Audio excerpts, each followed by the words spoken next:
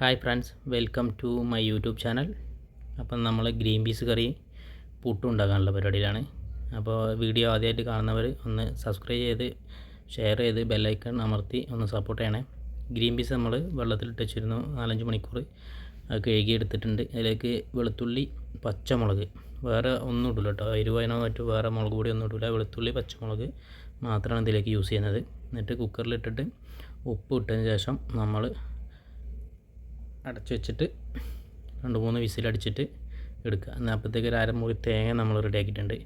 അരമുറി തേങ്ങ അരച്ചിട്ട് ഇതിലേക്ക് നല്ലോണം അരച്ചിട്ട് ഇത്തിരി പെരിഞ്ചീരകം കൂട്ടി അരച്ചിട്ട് നല്ലോണം അരഞ്ഞതിന് ശേഷം ഇതിലേക്ക് ഒഴിച്ചു കൊടുക്കുക.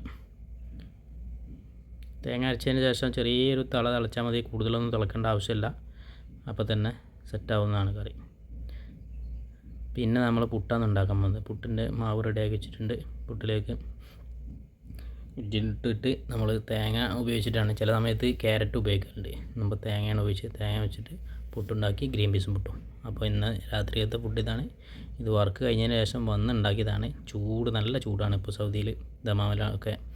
അപ്പോൾ അതിന് ശേഷമുള്ള ഒരു പെട്ടെന്നില്ല സ്പെഷ്യൽ രാത്രി ഫുഡാണ്. അപ്പോൾ വീഡിയോ എല്ലാവർക്കും ഇഷ്ടമായി എന്ന് കരുതുന്നു. Okay, bye bye.